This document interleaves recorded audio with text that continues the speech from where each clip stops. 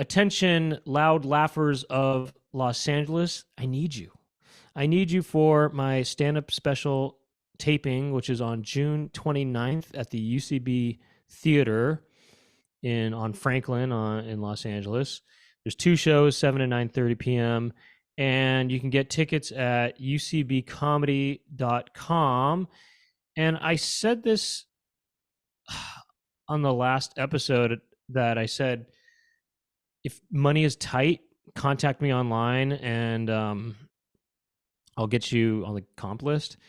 And I put a thing out online and way more people took me up on that than I ever could imagine. And I don't know, the comp list is looking kind of big at this point. I have to check with the venue and with the people producing it if, how much more we can accommodate. But maybe they got to do a loud laugh audition. Right. The loudest ones get it. I'm a little afraid, actually, with all these people in the comp list that they're going to show up, because if you pay for the ticket, you're committed to going, Oh, you're more committed than you are if you didn't pay. So I don't know. I'm a little concerned. We'll see what happens. I'll see what they say, but I might be able to open up the comp list again. So we'll see what happens. Anyway, Regardless, come on out. Need your support. We want to sell these 2 things out and get big laughs. I want this thing to look good, Hell yeah. So, now, Brent, knock, knock. Knock. Who's there? Me who? Knee Hole Hamburger has a new flavor. That is the new small batch flavor for lvjco.com. Louisville vegan jerky.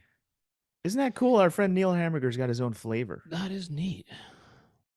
And they had a big release party in LA the other day. Oh, did they? Yeah, they sure did. They sure did. And if you go to lvjco.com, that's lvjco.com. That's right, lvjco.com. You could buy this new Neil Hamburger style jerky, which apparently tastes just like hamburger. You can even taste the pickle. You can get 20% off your entire order by using the code word Poundcast. You can get a bundle. You could try the other flavors. You can get all 6 main flavor bundle. You could check out the other small batch flavors. Serengeti's Chicago Italian beef, Riff Raff's orange chicken, Kentucky Future chicken. The list goes on. lvjco.com. Use the code word Poundcast. Get 20% off. Now, this stuff has a shelf life of 9 months. Bagged in the United States. And let's click on it. There's you can get it at Whole Foods. You can get it at Sprouts, whatever, other stores. You know what? The deal. This is plant-based jerky, okay? They're not making jerky out of anything that ain't plants. They don't do that. They don't do that. All right? Lots of flavors, lots of fun. LVJco.com. Use the code word Poundcast, 20% off. Now, this show is, yes, sponsored by Louisville Vegan Jerky Company, but it's also, more importantly, sponsored by you people. Okay? You go to, it's called Patreon. We have a Patreon account. It's a way for people to not just support a show, but get a service. You get bonus content. Okay? Patreon.com/Poundcast. You get bonus extra long episodes. Okay, you get more laughs out of it. You get more company, if anything, and you get other little tidbits here and there. And it's fun. People have fun there. Okay, Patreon.com/Poundcast. It's pretty cheap. It's a pretty good deal, actually, if you're being honest with yourself. And yeah, that's that. We're also on YouTube. YouTube.com/ThePoundcast. Instagram, The Poundcast. Twitter, The Poundcast. TikTok, The Poundcast. Everything's The Poundcast except for the Patreon. Okay, and you can watch video at YouTube, but that's about it. I don't know. You can, that's it. Let's get into this episode. I mean, we've got Mike Hickey. Okay, Mike, major entertainer, Mike H. He is a kind of musician, comedic performer, comedian, musician. But he also works on the Eric Andre tour, and he's been on tour with Doug for the last however long it's been, a long time at this point. They talk about the tour. They talk about road dogging together and all kinds of stuff. So Yeah, let's, I guess, just roll the clip, I suppose, unless you got anything else to mention. I think that's about it. We're going to be doing more US dates. So if you want to come see And us, Canadian. and Canada, um, Toronto and Montreal. So ericandretour.com is that information. Also, I have a Patreon Oh, that you can check out, patreon.com/DougPound. It's kind of low key, but you can check it out. you know what? Yeah, while you're at it, he's got editing tutorials on there and little some cool stuff, and while you're at it, I do this live stream every Monday with my sister. It's called The Chicken Coop. It's on youtube.com/Brian Weinbach. It's live, 6 p.m. Pacific time. And, it's pretty fun. We have some fun on there. You might want to check that out. Yeah, we're the kings of content and the kings of media and the main Lots of pimples. content. It never ends. It's It never endless. There's ends. It endless never ends. content. But you Endless need it content. all. You need it all, and it never ends. Now let's roll the clip. All right, let's do such a thing.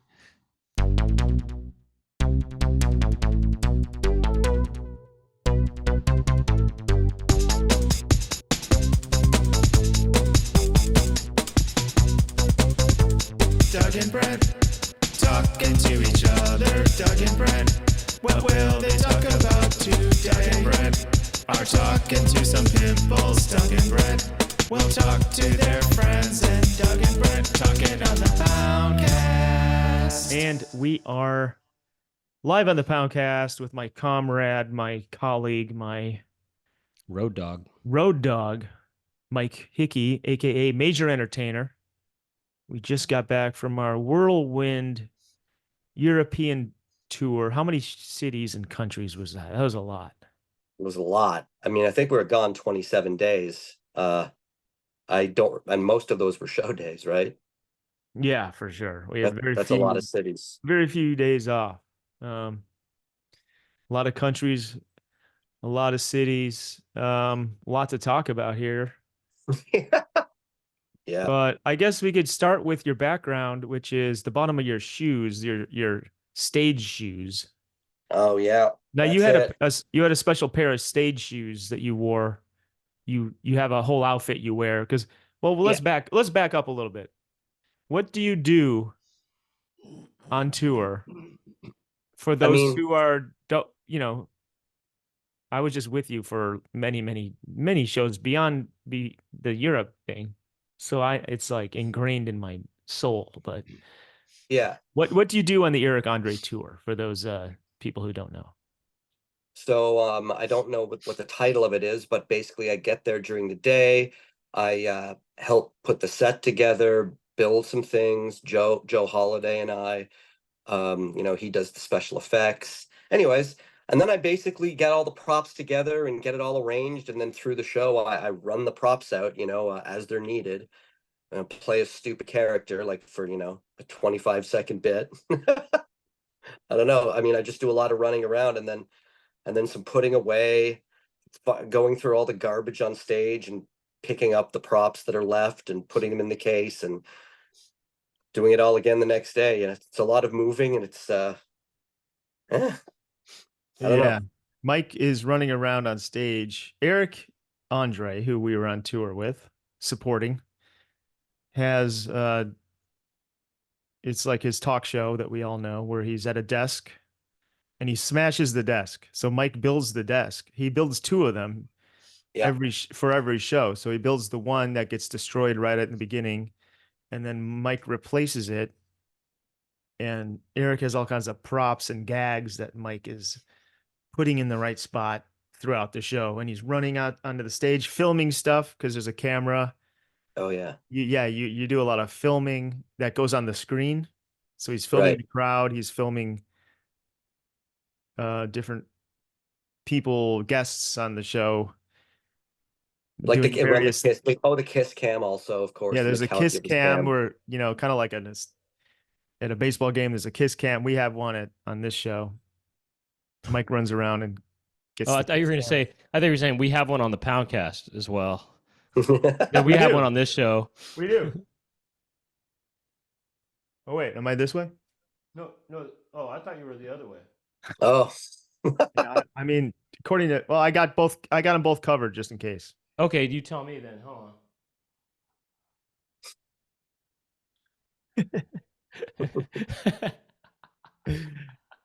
Anyway, yeah. So there's a lot of things we could talk about the show, but what's on the bottom of your show shoes there? Okay, so first of all, those shoes that I'm holding there, that photo was taken in Dublin, actually, on stage in Dublin.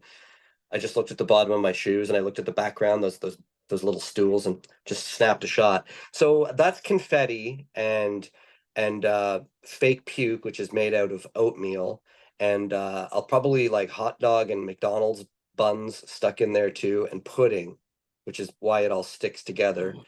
Um, it's those were my favorite shoes before, now they're just dedicated to this. This is going to be the end of them, but they've been on every show that we've done, and we've done a whole lot. They went all over Australia, all over Europe, all over UK, all over USA, and more USA and Canada to come. Those Yeah. were your favorite shoes? Well, they still are, but they're now destroyed, and You can't, can you get them again?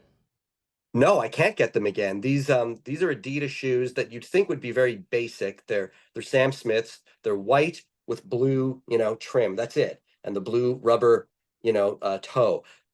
Very simple, very clean look. I like that. And I can't find them again. It's impossible. I've looked Well, high and low. Brent, those are like your Reeboks. Brent has. I was just going to say I Reeboks. can relate. Yeah, I can relate because there's the style of Reebok that I like.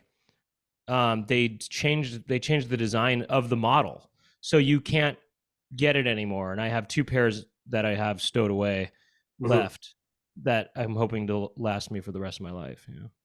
I do the exact same thing. I've got several pairs ahead of shoes that I knew would be discontinued, and they were. And I've got one pair of Adidas that's been down here for about 3 years that I've yet to break out. Yeah. No, I try to hold off as long as possible. I try to be as and careful as I that'll be the can with last my one. current shoes. And make these. I'm walking on eggshells everywhere. Yeah. Well, okay. I wrote down some things that I noticed about some great things that I noticed in Europe, and some weird things. Yeah. And some observations. Well, let's see. In Denmark, okay, that was our first show. I was watching a kids show there's a kids channel, like a TV channel dedicated for kids shows at night. And I did get some footage of it.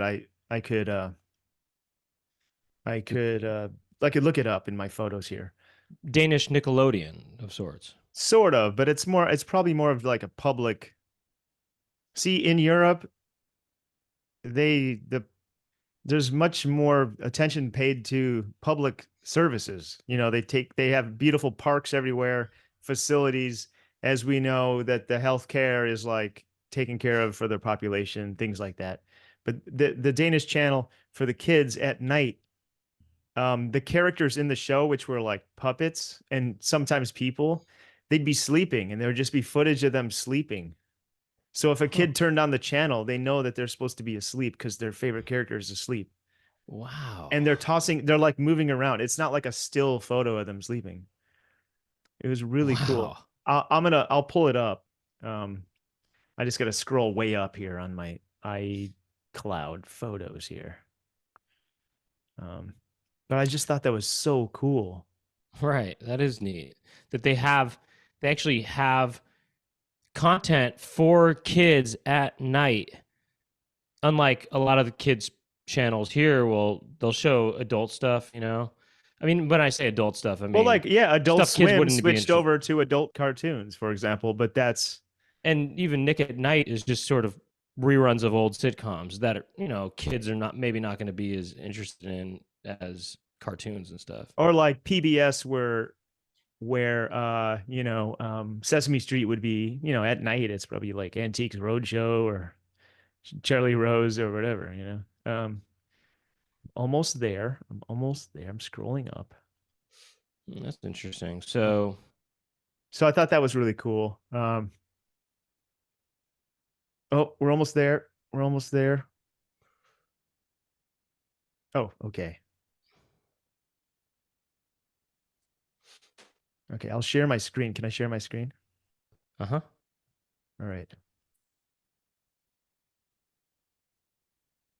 This character actually, no, I'll tell you about him later. Oh, do I? See, there's one of the characters there.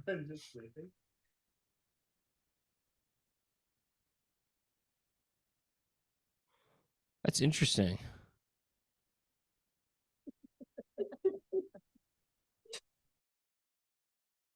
Anyway, you get the idea there, right? Mm-hmm. Yeah. Well, That's interesting. Yeah, I just thought that was for the- thought that was really cute. It was like really Yeah. adorable. It was like just adorable. Yeah, for the listeners, that was just showing these puppets and stuff sleeping. Yeah. But I they wonder if it ran does- they ran that all night, but there was also a timer on there that says what time they're gonna wake up. Oh, really? Yeah, it said like 4 hours until wake up time. I also noticed, I know last week you and Zed were talking some toilet talk.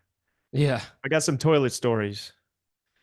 Mike, did you Oh, boy. notice that, I don't know, in some of the countries, instead of a roll of toilet paper, it would almost be like tissue style?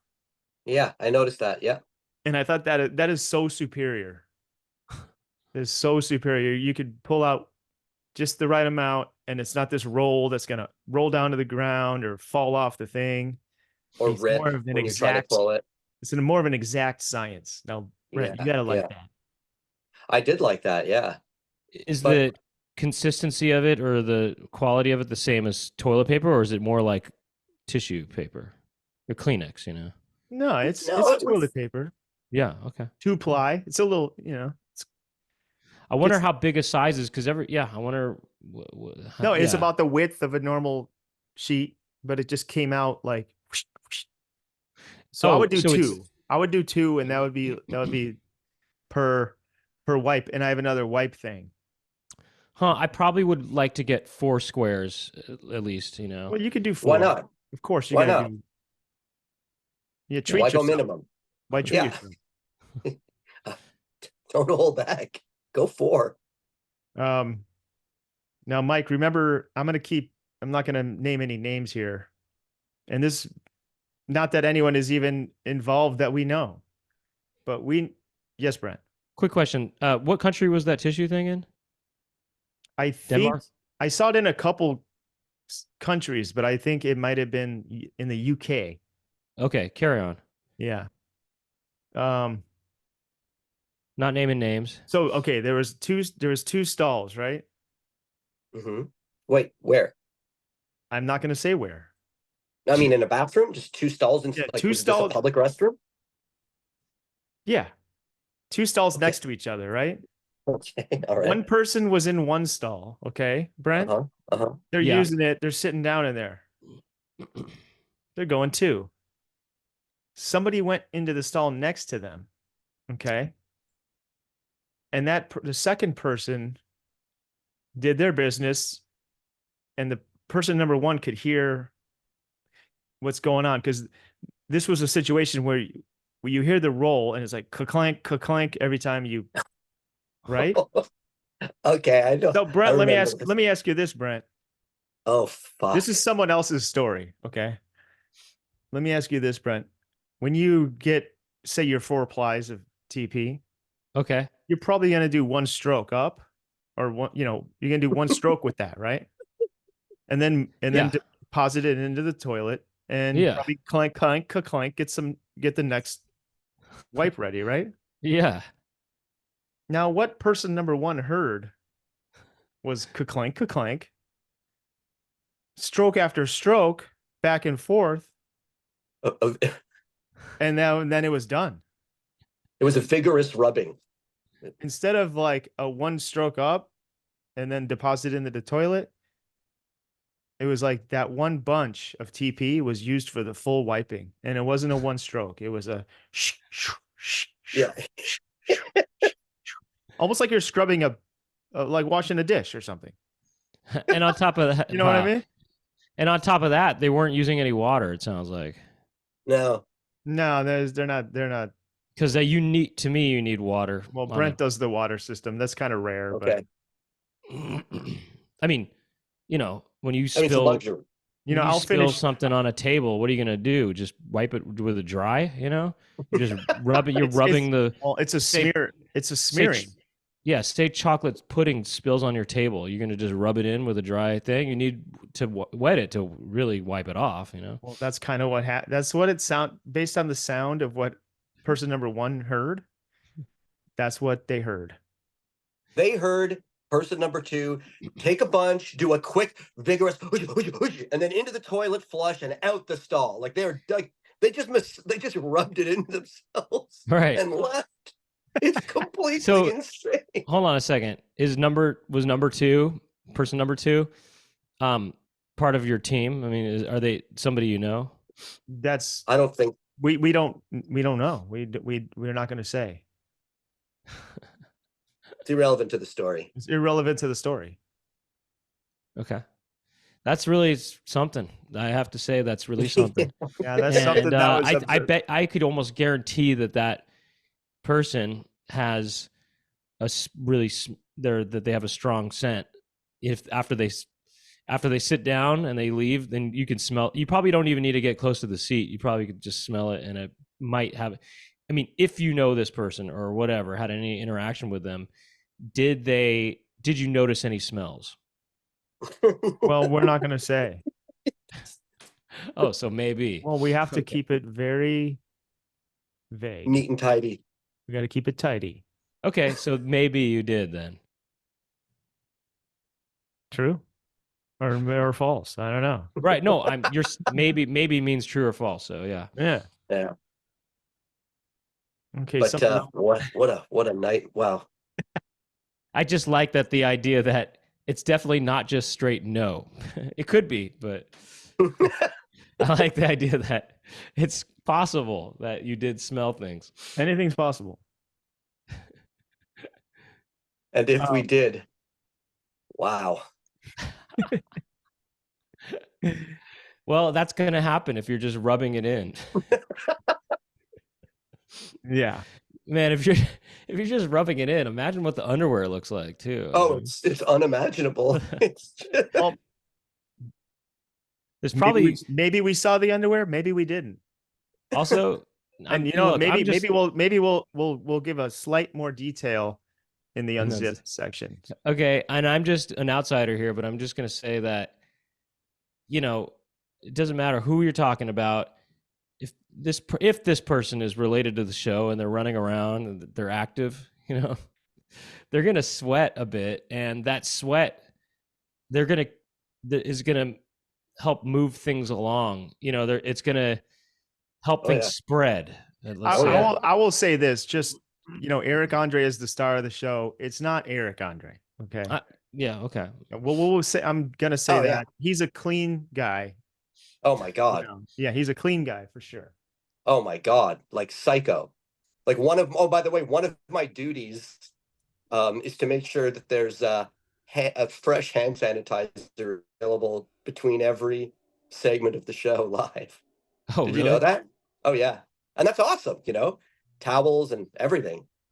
What else? What other kind of stuff does Eric do that's about being clean and stuff? Well, he takes a shower immediately after the show. Every show, yeah. Yeah. Of course, he's getting probably pretty he's messy. covered in all kinds of fluids. It looks the Right. bottom of my shoe. Yeah. Right.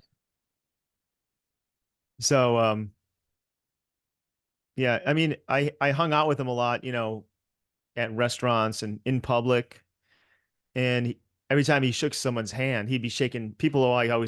He's a very recognizable person. They always want to shake his hand, take his picture. He'd use hand sanitizer after, which is smart. You gotta stay, you don't want to get sick or anything. So, Well, he sounds. That sounds pretty good. Well, you know what the cool thing about that is, Brent? The extra cool thing? what? I get to use the hand sanitizer too. And I bet when you were going to these restaurants with him, I bet he smelled fabulous. Yeah, of course. Absolutely. I mean, I like people to be unscented. He's pretty unscented. You know, some people wear like a smell or like Well, a no, that's cologne. what I mean by fabulous is unscented. That's Unscented is the fabulous. best smell. The best smell for a person is unscented. Unscented is fabulous. Good is sort of maybe you smell like something that's not bad, but you smell like something maybe, good, but you still smell like something. But fabulous is nothing at all. That's Fabulous. the highest tier. Now, smell. speaking of smells of people, I let my friend house sit because she needed a place to stay. She was sort of like in between places, and it's nice to have someone take the mail in and feed the plants. So my friend stayed here, and when I got home for the first time, my house smelled like different. Didn't smell bad. It was just like it smelled like What? my friend. What? That Hmm. sounds unnerving. It was a bit unnerving. Yes, If you Brian. could describe the smell, describe it. It smells exactly like an Indian grocery store. No. Like, you ever Really? been to Indian Sweeze's Of Spices? course. It Of smells like course. And that. I know that smell. It's this weird, like, sort of Spices. strong, but not unpleasant, but certainly. Not unpleasant, but it's a spicy smell. Yeah. And it's too much. It's too much. Can Sort of I an incense meets like cardamom or something. Like, Yeah. you know what I mean? Yeah. Oh, man. Yes, Did Brian. you does she cook a lot, or does she cook ethnic foods? Well, the thing is, she brought all her stuff and put it in my spare room, and there's some items decorated around, and which is, I don't, it's not the end of the world, but it's something I noticed, and it's fine. She probably cooked, as far as I know. I'm not really I don't Ethnic know. foods? Indian food? Perhaps there's a great chance of that. Cool. So now you got that. We'll have to get her on the show to, she could be a possible guest in the future for sure. Oh yeah. Now, Mike, do you have any other observations about the tour that you'd like to talk about? Oh, I mean. Well, we could talk about, me and Mike did a little sideshow while we were there. Mike booked us. We had a day off in London, and we booked a show at the Bulmery. And that was fun as heck. That was cool. Yeah. Figured, going to be in London with a day off. I like playing London. So I reached out to the one guy I knew there, kind of on a long shot. I was like, would you want to do this? I was like, absolutely. Boom. And it was just done just like that. And Doug, it's the same company that like did the Eric tour, right? It turned out to be the same promoter that was promoting the tour we were already on. It was like, he's like, oh, I'm doing the Eric tour. So it was perfect. Yeah. Was it a pretty good turnout? Wasn't bad. Yeah. It was pretty full. Yeah, I mean, it wasn't sold out, but it was, I mean, it looked full. It was How many people are we talking here? 600. Yeah. No, it was. It sells out at 6:02. Well, it was a Monday, and it was like there was 3 shows at this theater, and we were the middle one, and ours was a kind of a higher ticket price for being a 1-hour show. Yeah. But it made it be so the people that came were like super psyched about it. Yeah. So, Mike, what are your highlights from the tour? Oh man. God. Well, I'd never been to Paris, and I'd never really thought I would go to Paris because I've never had a reason to go to Paris. And now I have had a reason to go, and walking around, I don't know, it was really cool. I really liked it. We scooted around that one night and covered a whole lot of ground, or biked around. Yeah, it was just fun.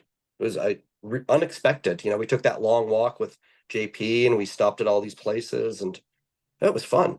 That was a highlight, kind of a low pressure day.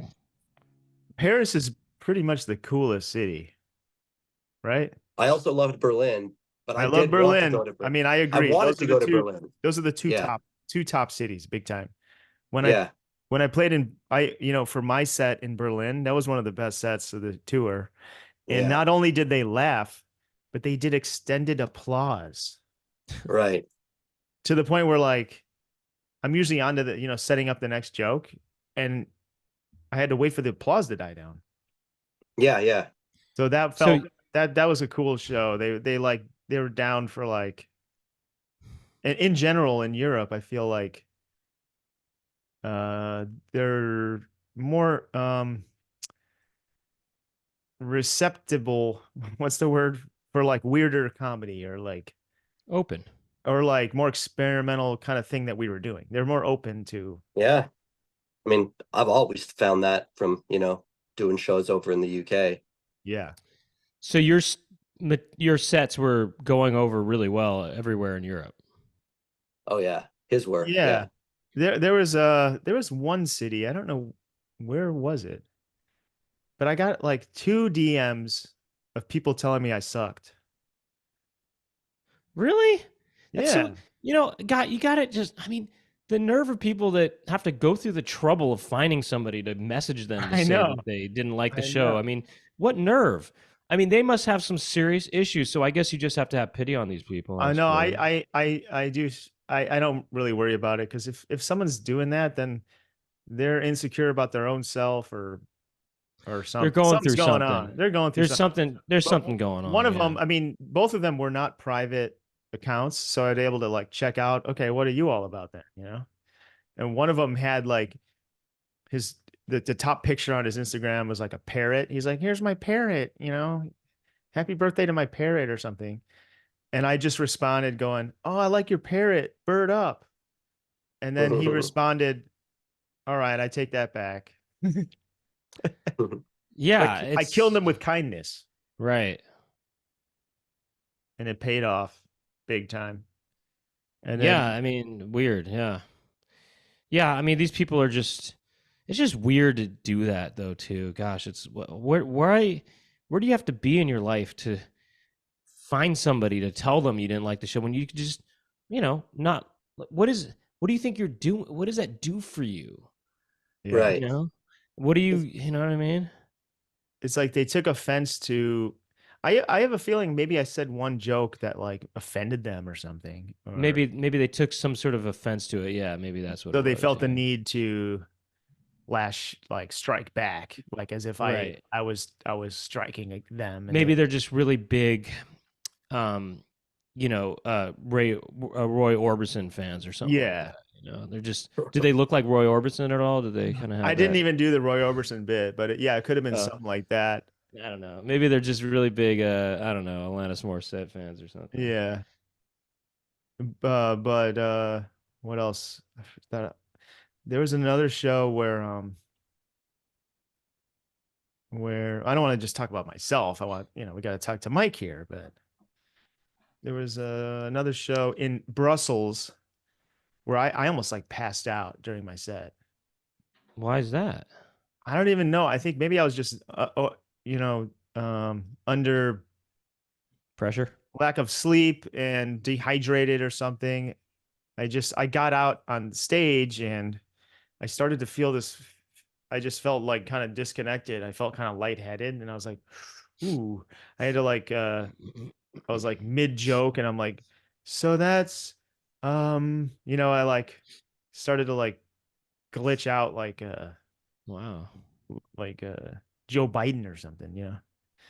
And then, but I started to run all the scenarios in my head. Okay, what if I passed out? That would just make the show be super awkward. And would people think it's a bit? And would JP run out and like pick me up? And then I wouldn't be able to get up and finish my set. Then the set would be ruined. And then maybe it'll put this weird cloud over the whole thing. And then, Chili Gonzalez was there and I was a fan of him. And I didn't want him. I wanted him to like my set because I met him before the show. He was really cool. So then I started to just be like, okay, that's not an option, passing out. So that I just kind of slowed down my thoughts and took some deep breaths. And then I kind of like felt a little better. And then I do a costume change in the middle of my set when I turn into DJ Dark Pound. And Mike was back there, luckily, just passing through where I had my costume change area. Remember that, Mike? I go, Mike, can I get some Yeah. water? Yeah, Mike, you got any water? He sprung to action. He found me a water and I chugged half of it, ran out, and everything was fine. And I don't even think anyone noticed, Yeah. but I was feeling it, like just kind of feeling dizzy and like out of disconnected from my body for a second. Huh, I don't know. That's something that happened. That's that's kind of scary. I've kind of had that thought in my mind. What if I fainted on stage? You know, that would be so kind of messed up I know. and maybe kind of embarrassing or something. You know, It'd be very embarrassing. It'd be like one of those clips that they're gonna like show right, everywhere. Like comedian passes out on stage. I've seen those before. right. I've seen him before. Brent, I You got know, we something else. gotta hold on. Let's think of a solution for this. Well, Let's you know think what else about I did? You know what else I did, Brent? I spread my leg because I have a table with my DJ thing on it. I spread my legs apart and I did a 3-point like tripod. I put my hands here Yeah, to stabilize my body, and I kind of did because sometimes when I'm standing and my legs are locked. When I was in marching band, they would tell us don't keep your knees locked because that's how people pass out. Something about it cuts off the blood flow. So I remember like kind of bending my knees, making sure the blood is flowing. So it could have been a blood flow, locked knees situation. Oh, because you locked your knees. I don't really think about it, but I could have been standing there like kind of stiffly, and maybe the circulation was getting cut off. Who knows? I don't really know. Like no traumatic situation. I wasn't like nervous about the set, especially or anything. Let's think of a way to save face if you do pass out during a set. You know, let's think of a way to, what do you call it? You know, make it look like, yeah, I mean, make it look like it was intentional or something like that. You know? I have an idea. You write a bit around it, so when you wake up, you have like a punchline ready. Yeah. Or something. You know what I mean? So then it's definitely seems like it's part of the bit. You got to just, you know, Like, maybe, okay, for me, since I do like musical, you know, pop song punchline kind of things, you know, like yes, man, or whatever. I could have one that's like, when I wake up, or, you know, I don't know. What's that? that You know what I Nielsen mean? song? The 500 Proclaimers. miles. Oh, Yeah. oh, when You know I want to be. Maybe you could say, yeah, you know, yeah, something about proclaiming something. I proclaim that if I go to sleep at one point, when I wake up, I will have something to say about it. I don't know. Or you could say like slip in a little aside in the beginning of your set, just in case you pass out, that you could be like, see, that's what I said before. Or Yeah, whatever. I meant to do that. Yeah. Just like, gee, I hope I don't pass out up here. You just say that in the very beginning. Of every set. Like if people laugh, you'd be like, wow, you guys are a great crowd.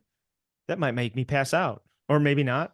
Anyway, my next joke. Yeah, you guys are such a hot audience. I might just faint. Oh Faint boy, from you guys heat. are. I might faint from heat exhaustion. You guys are so hot. I might faint from how hot this crowd is. Anyway, couscous or whatever, you know. Anyway, couscous. And then when What you does it mean? Yeah, then when you pass out, you'd be like, I did faint. You see that? As you go like, when you wake up from the thing, you just go, that was a hot crowd. Told you it's a hot crowd. Told you it was a hot crowd, yeah. Oh, okay. So let me share one more toilet related thing with you, if I may. No, Mike, I don't know if you saw these in Amsterdam. See, you know what this is? I didn't see them. I mean, if I did, I didn't notice it or know what it was. Is that a urinal? That's right. Yeah. And Okay, so let me describe this for the you see listeners. down here. Yeah. So it's a public urinal, but it's not really a urinal. You're just peeing against a wall around like It's a corner. outside. It's outside. It's outside, yeah. There's a sort of a partition, I guess, or something like that. And it's a thing that the top part of it is you can see through it. It's sort of a mesh. Yeah, like a grate. Great, yeah. And then the bottom part of it is solid. And there's some sort of thing that looks like, anyway, I guess you pee into a thing, I guess. And yeah, You single basically use. pee into a grate on the ground, and the bottom is open too. It's almost like, okay, it looks like a can, like an oil can, and you're just going and it's kind of like split barrel. You go into this barrel, and I've seen other ones that are just like a corner, and you just kind of pee into a corner. And I found out why they built these, actually. Oh. Can you guess why? And the clue is in the photo. The clue is in the photo.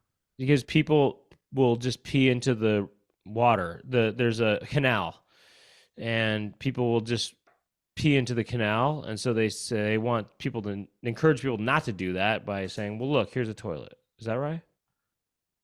Yes, but there's another element to it, is because drunk tourists will pee into the canal and fall into that canal, because as you can see, there's no guard railings on any of these canals. It's just like right up to the edge. People will fall in there, especially people drinking.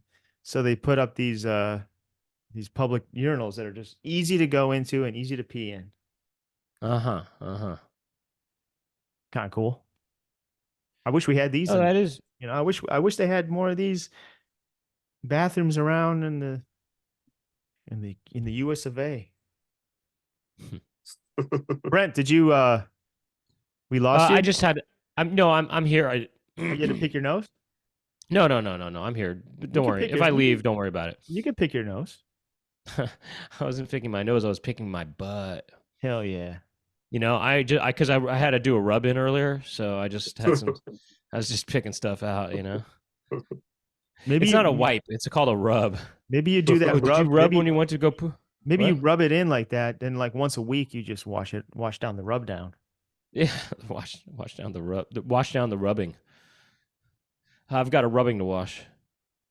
Another thing that happened is me and Mike were well, I'll back up. The last time I was in London was 2019. I was hanging out with these new friends I met at a pub, and I came up with this fun little game called nut stuffing. And they had like peanuts at the bar. So I started to put peanuts in like people's pockets and stuff without them knowing. And then I started to put them on their shoulders. And then I started putting it on strangers' shoulders, and it was like we were laughing our asses off. And I remember when I had it in my mind, when I got back to London, I gotta do some more nut stuffing. And I got Mike into it, and we were doing a lot of nut stuffing. Yeah. It really caught on with me for the rest of the tour. Yeah. And I actually, just today, I found another nut when I was doing laundry. Oh yeah. I mean, at one point I probably had like 30 nuts on you and in your pockets. Oh yeah, you loaded me. Yeah, at Shepherd's Bush in London. While you were setting up your booth, I was dropping nuts into all of your pockets, and all of the sound guys were laughing so hard. Oh yeah, you got me on that one. I got some nut stuffing. I got some nut stuffing videos here, I think. Right. Where's those? Where are those nut stuffing videos? It was so funny. Sorry, I'm just scrolling, looking through videos right now, but hold on. Whatever. So I don't know what else happened, Mike. How else can we recap this? I was disappointed in Oslo. That was the first city that the shows happened in, right? No, Copenhagen, remember? Oh yeah, Copenhagen. Yeah, well, we went to Oslo was Oslo. like number 2, second one. I tried to go to that guy Euronymous' record store. Remember how excited I was? Euronymous from Mayhem, he opened a record store in Oslo, and it was like a 13-minute walk from our hotel or nothing. And I just marched right over there during business hours. Or I don't know, it wasn't. It turns out that they had closed for the day. So I never got to see the inside of that place. That was disappointing, but at least it gave me a destination to walk 13 minutes to. Yeah. Remember that time in London where like, we had the night off. So Oh God. me and you were like, I was like, come on, Mike, let's go out and check out London. Somebody I'm like, said, hell yeah, I love London. Soho. Let's We're like, go. where do we go? By the way, in London, if you want to go anywhere, it's like a half an hour. Everything is Or more. or more. Yeah, a minimum of half an hour. Easy. Everything, that city is giant. It's like crazy. It's like in LA terms, it's like, oh, let's check out this restaurant. We're in Burbank and it's in Santa Monica Yeah, or something. exactly. It's like crazy. So anyway, even if you're taking the tube, it's long. So we So we went from went to one place to Soho. another. We were like, okay, we'll check out Soho. We go to Soho, and it seemed kind of cheesy. I know, like maybe we didn't find No, the we right, definitely didn't. we didn't We find were the right walking nook. along all of these like fucking Beverly Hills style big Yeah, it was like being in Beverly Hills. There was like fashion brands and like, uh, Beverly Hills it, kind of zone. and then you're like, oh, my friend said we could try this place. So we walked all the way to the tube, took a 35-minute ride there, Yeah. came up, walked around. It was, I mean, nothing was open. There was nothing there, nothing to see. And then Everything he texted closes. me, Yeah, in London, everything closes at like 10 or like 11. and then he texted you, or you could check out Soho, the ultimate Right London after we left. experience. Yeah. No, so we're walking around that area. What was that called? It had to start with a Oh, D. I've never been. It was like started with an A, I think. Yeah, anyway, we're walking around this neighborhood and we're like, well, let's stop into a bar or something. So we found a bar that was open and we get a couple About of six drinks. people. Six We get a people couple of inside drinks eight. and then we're like, oh, wow, this is a gay bar. Not that there's anything wrong with that, but It was a super gay bar, and we had no it was idea. very gay. It was fun though. I mean, there was nothing else going on. Yeah, so then me and Mike picked up a couple guys and we just went with it. It was fine. What And then in they London? showed us the real London. They showed us the real stuff. Yeah, then we took should- we went on some Eyes Wide Shut long night. They showed you that London fog, if you know what I mean. Yeah. They sprayed butt mist all over you. Okay, so another thing I noticed. Okay, we're jumping around here, but back in when we flew into Ireland, well, we go into these other countries. You're in Denmark. All the signs of the airport and everything are in English and Danish. You go to Oslo, it's in Norwegian and English. Same thing with Sweden and etc. We go to Dublin, and I notice everything is in English and then Gaelic.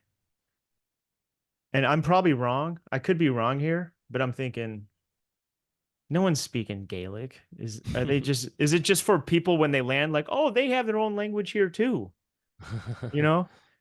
So they just put it in it's like a antiquated language that I'm sure some people speak it, but I just assume if anyone speaks Gaelic, they also know English. So it doesn't need to be both. Right. So They're it's just for doing it show. I'm thinking for that's show. just for show. But, tell me I'm wrong if you're an Irish person, An Irishman. and I don't know what the hell I'm talking about. I just thought that was kind of funny. I'm like, they're not speaking Gaelic. It is funny, but it's nice to see. It was cute. Okay, I'm not being a hater. I'm kind of This being was a nice hater. to I'm just see. being a Like, hater I'm just so- for fun. And I don't really. I would like to I would like to hear what Gaelic sounds like. Do you even know what it sounds like, Mike? No, I don't. I don't know if I know what it sounds like either, actually. Wait a second. Gaelic language. What does it sound like? Scottish Gaelic. We want Irish. There's different Gaelics.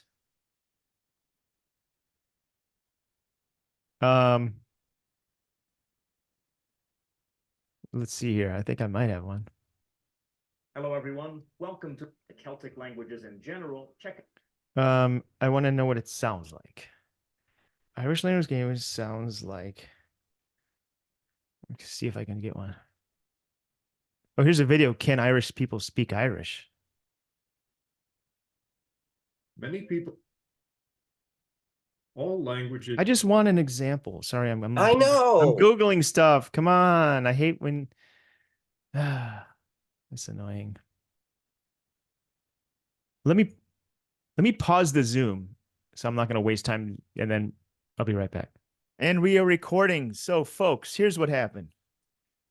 You might notice that we look different if you're watching the YouTube clip of this.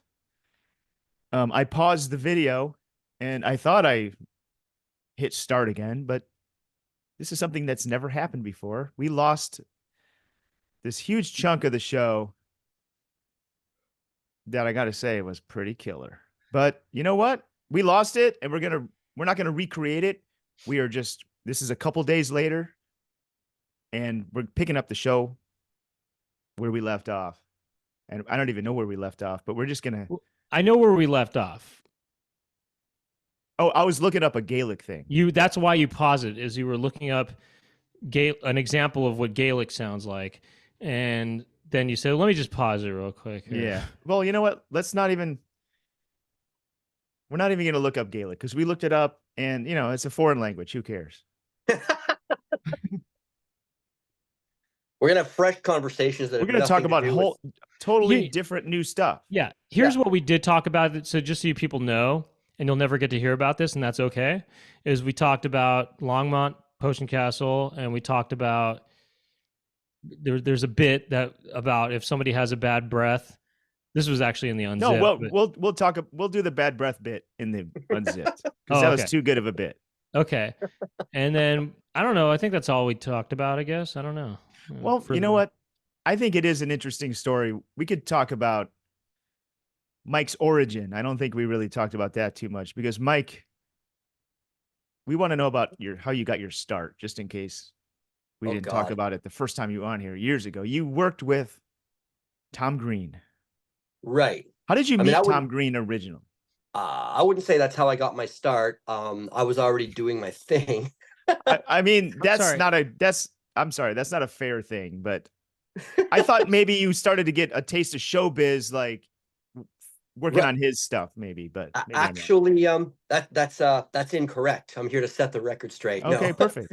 No, it was so Tom and I were both active in the early 90s, Ottawa, Ontario sort of scene. He was doing his hip hop group Organized Rhyme, and I was doing my like various punk rock bands or metal bands or just whatever bands I was doing, all kinds of stuff.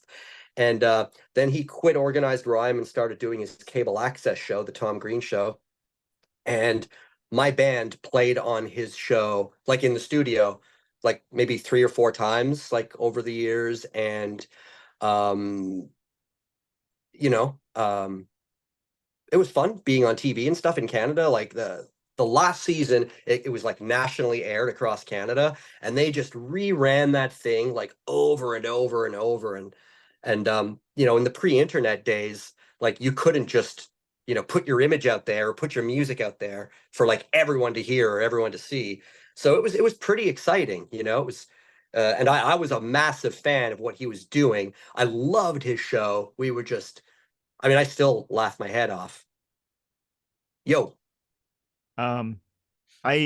Before he had his MTV show, I was a fan of his. There was a video store in Chicago called Earwax Cafe. And in the basement, they had a video rental place, but it was all, bootlegs and weird stuff, art movies, foreign films. It wasn't like Titanic. It was like weird stuff, kind of like a Vidiots or something. And they had this tape, Tom Green. It said like Something Smells Funny. It was called. Yeah. And that was like the funniest. I would rent it over and over and just I was a big fan before, before he had his MTV show. Right. I remember watching that, like, old school style, like before internet, like just watching. Totally. It was so damn exciting, and just to have anything to do with it, even on the periphery, was pretty cool. By the Yeah, way, I don't know. we definitely didn't talk about Tom Green on the other day on the stuff that was recorded, right? We did actually, yeah. Oh, We did. Because remember, I was no, saying no, no, that no, no, no, no. I mean the stuff that was recorded. This is new to the people, right? oh, we think so. Yeah, Okay. this came late. This came late. Okay, Okay. just making sure. Yeah. But I mean, I guess I can't emphasize the point about how just watching him go from this like guy that like we would be in these like little punk clubs in Ottawa, like doing our thing, and then boom, he's like kind of blew up pretty quick to being, this national thing in the USA, and like cover of the Rolling Stone and all this stuff. It was just at the time, it was just like, oh my God, And I was like really good friends with Glenn Humplick, his sidekick. Yeah. And so like getting to hear like all of the like, because Glenn, when Tom moved to the US, Glenn was still the co-host of the show, but he kept his job in Ottawa, so he was like flying back and forth all the time. And Glenn and I were doing a band together, and so it was just wild. Like one night he'd be like, yeah, I just got in from the MTV Music Awards, oh, I haven't slept in 48 hours, let's go to rehearsal. It was just crazy, it was just weird. Do you know what Humplick is doing these days? Yeah, he's doing probably the same job. We still, I saw him, Major Entertainer played in Ottawa about a month ago, and Glenn and Phil came out to the show, and then after the show, the three of us went out to like some other bars and stuff, and with Lee Newton from my bands also. Yeah, we had so much fun. Glenn's doing, computer tech stuff, computer stuff. Huh. I never know what people that work in computers do. You know what I mean? Ever. Yeah, my friend works in computers. He's like an IT guy, like he does something with firewalls, and he's on the laptop and I don't know what he's doing. You know what I mean? Yeah. It's like I he's doing know. something, but I don't know Yeah. what. He's not creating something. He's doing something, but anyway, I also, I don't know if you want to tell this story, but when we were on tour, I think you told me this story about when you were a boom operator for a while. Oh yeah. Yeah. For years, I was And, a and you boom had a boom operator. up you had kind of a win on one of your movies. Oh, oh yeah, of course. Oh God. All right. Well, yeah. This is a funny story. To me, it's funny because it vindicates me. So I was working on this. The last movie that I ever worked on in Canada, which actually was the money I made, the money from that movie funded my move to LA. And it was a movie called The House at the End of the Street. And it starred Jennifer Lawrence, who was kind of an up and comer at the time. Her next movie after that was like one of the X-Men movies. So you knew she was going to be big. And but number one on the call sheet, that's always a big deal on set or whatever. Oh, Jennifer's here. It's time to go. So anyways, on that movie, this I was the boom operator, so I was working very close with the camera department, and the A camera operator was the biggest piece of shit I've ever known in my life. I mean, just a fucking asshole. This piece of shit named Perry something, and I don't know what it was. This guy just hated me. And like, as a sound guy, like I'm tiptoeing around what the camera people do. You know what I mean? Like sound is I don't know why. With a movie, there's picture and there's sound. And for some reason, the sound people are just despised and hated. At least that was always my experience. Is it So because well, he's on the camera, so he's framing it up. So is the boom yeah, in the shot, boom in the shot, boom in the shot? Are you making his life a living hell just as a well, devil's advocate? I mean, obviously that's a fair question. And no, I wasn't. I was like, well, I was the number one boom guy in Ottawa. Like I was the go-to guy for everything. I mean, I worked on bunch of movies, entire TV series, and this guy. I mean, I'd often had, you know, like assholes on set. Everybody does, but this guy was like, it was personal. Like he would spend all day, every day, just fucking with me. You know what I mean? And like just talking mad shit in front of like the entire crew, right? Act everything. One of the best quotes, like, oh, I don't know what you're digging for, like with the microphone. I don't know what you're digging for. And like my boss, who's the recorder, is in my ear. He's like, tell him you're digging for sound. Like, what the fuck? What am I digging for? I'm digging for dialogue, you fucking idiot. So anyway, this one time, a few things happened.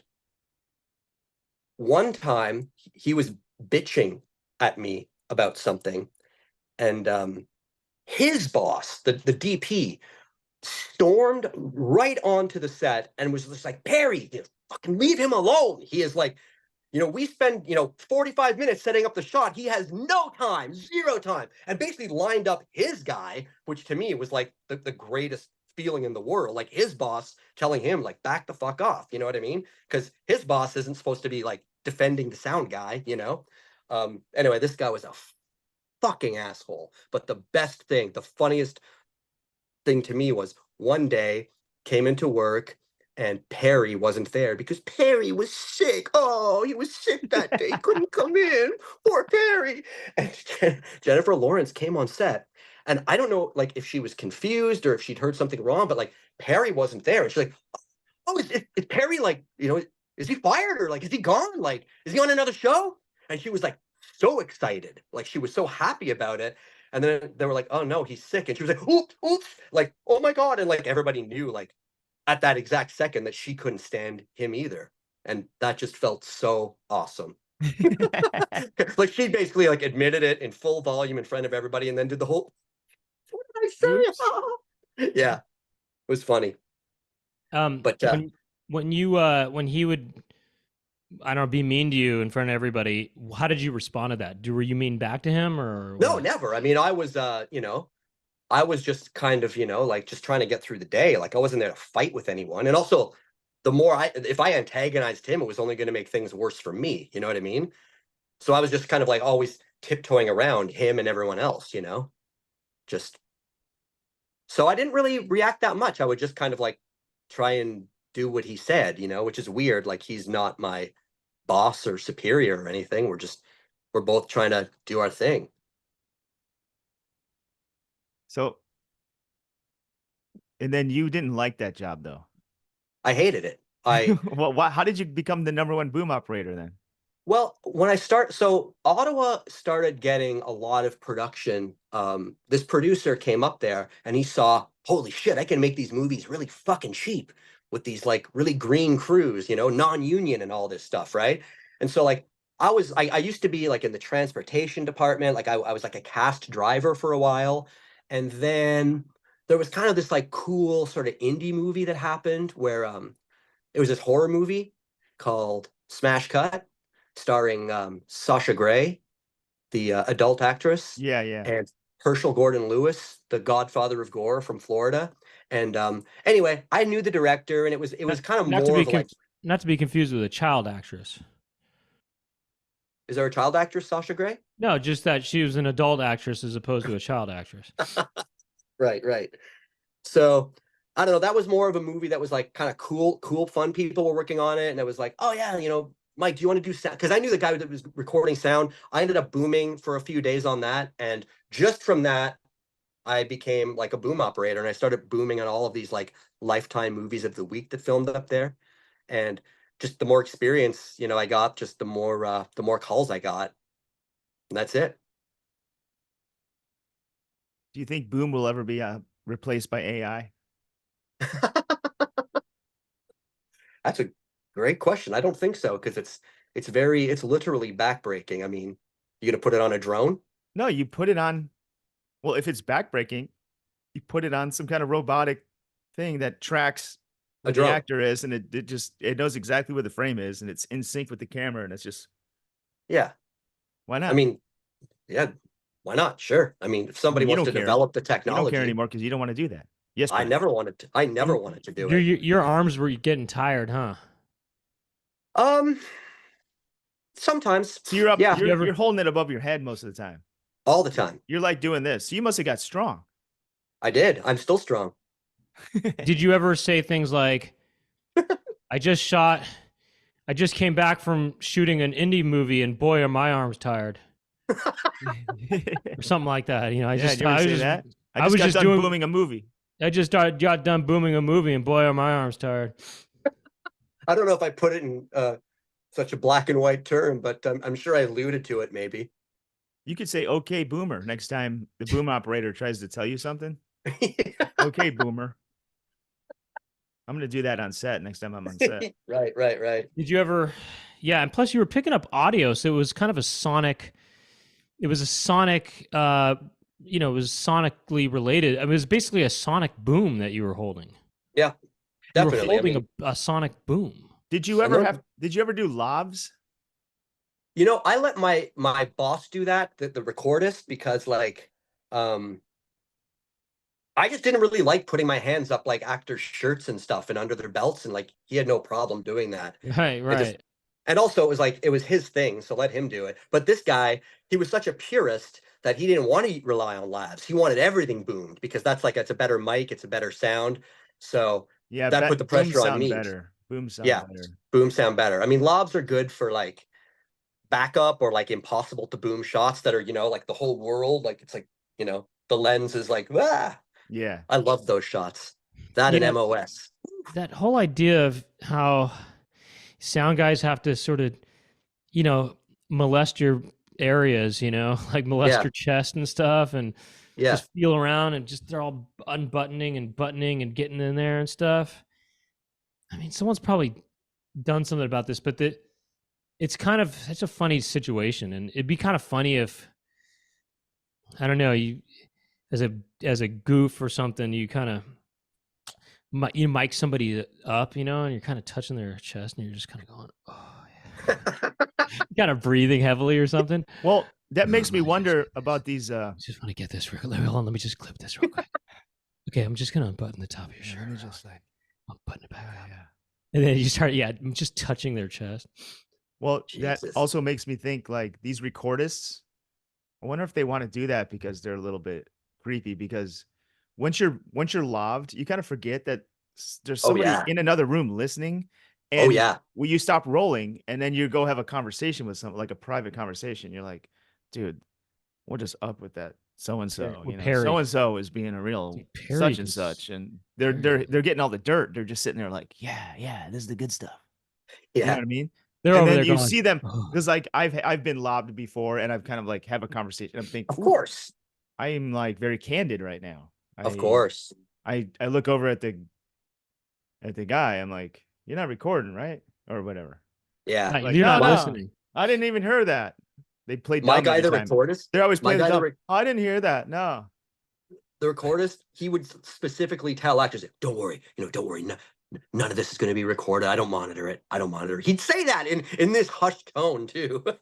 Wait, did he listen to them when they weren't I mean, shooting? I don't know if he did or not. I don't know if he did or not. I mean, but the fact that he said that meant that it was on his mind. Right. Well, here's the thing. Most sound guys, I think, and I've always come across this, they always say, when we're not rolling, my thing is turned off, like I have the volume turned off on my thing, Yeah. And I trust, a lot of people about that, but there's got to be some sound guys who are listening to Of everything. course there are. And because they're always like kind of offset, like they're kind of removed. Yeah, know? they're in So they another don't feel a room part of it. sometimes. What? They're like in another room sometimes with Oh, like yeah. a rack of like gear. Yeah. I know. And this guy, man, he wanted to be involved. My guy was he was really nice and, I wouldn't say cool, but like, I don't know. He was quite a character, but I guess a lot of crew members on a movie set are. Yeah. Do you notice that within a crew, like different departments have different personalities? 100%. Yeah.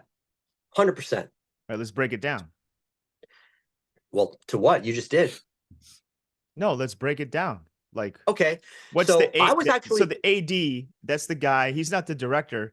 He is the guy who has to do the dirty work for the director. correct. And tell Yeah, everyone, everyone be quiet. Go over here. you know, they're like a mean guy. They're like the bad cop, right? It's assistant director. They have to be this like ball busting, loud, angry person. Schedule ADs. abiding. Yeah. ADs are exactly. ADs are trying to keep things on schedule. They're really they have to really be. I mean, ADs are usually not usually, but they can be very high strung, and you know they're. But some of them are cool. I mean, some of them are keep it cool. I mean, you know. One of my favorite ADs who I worked with like a billion times, like he was definitely cool, like genuinely cool. Like he wore like a fedora, kind of cool.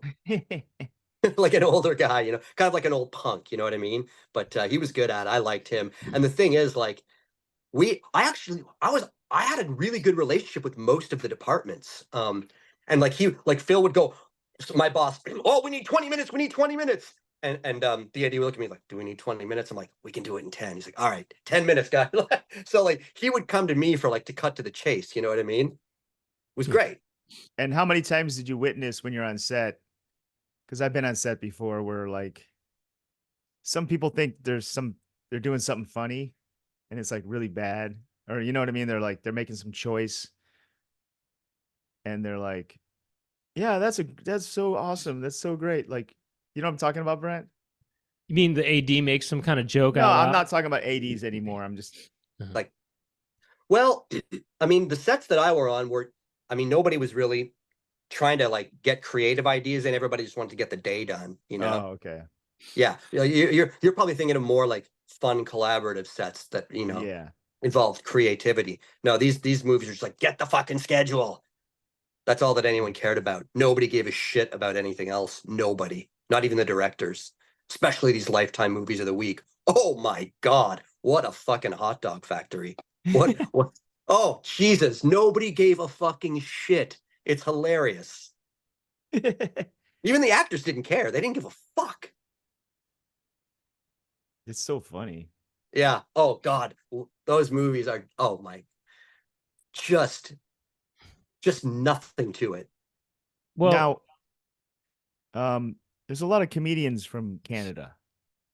Oh yeah. A lot. Yeah. You know why? What is up with that? I mean, some of the biggest names, like we're talking. I couldn't tell you why. The going line is that Canadians have an inferiority complex to their big brother down south, the United States. So they have to make up for it by being extra funny. I mean, you can't just choose to be funny, right? You either are or you aren't. Yeah. Yeah. And then you get just all these other people, you know. Canada's just got it going on, I guess. I mean, it sounds like comedy kind of. You know what I mean? Canadian comedian. It's just almost. Yeah, that's what it is. It's kind of like a lot of guys named Dennis turn into a dentist. Yeah. So it's like I'm Canadian. I'm Canadian. That's what it is. In fact, that's what I remember one time early on when I started doing stand-up comedy. I was with my friend Jasper, and we went to this bar or club or something after we did a set, and I remember them saying, you guys Canadians?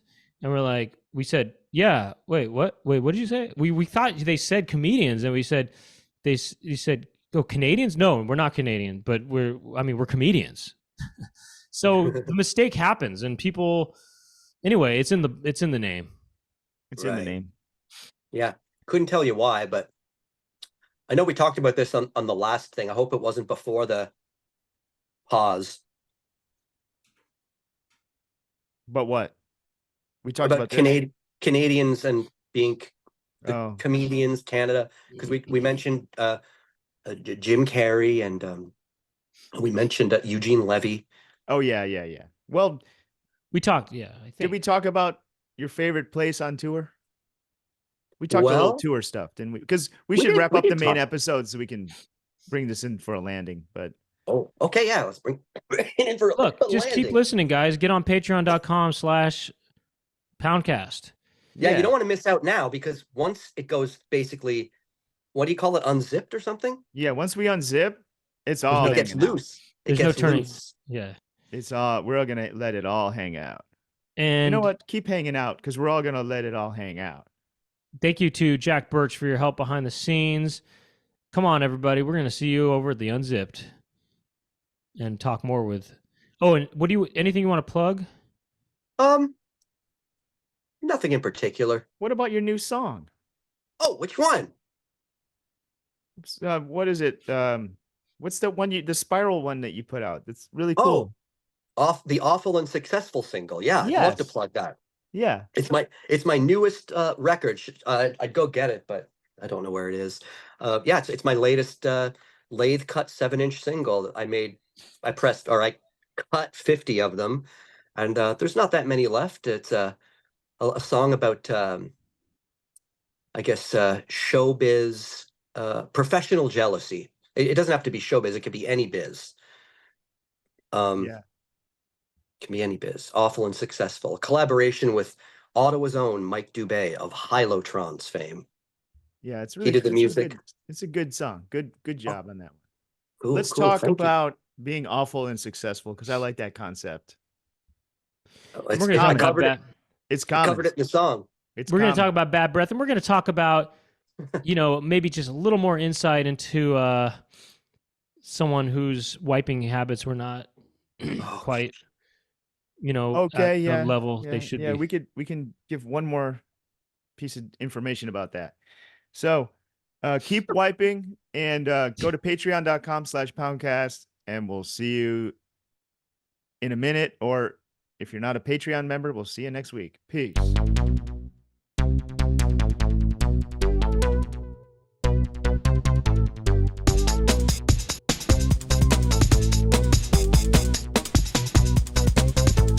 Doug and Brent talking to each other. Doug and Brent, what will they talk about today? Doug and Brent are talking to some pimples. Doug and Brent will talk to their friends, and Doug and Brent talking on the Poundcast.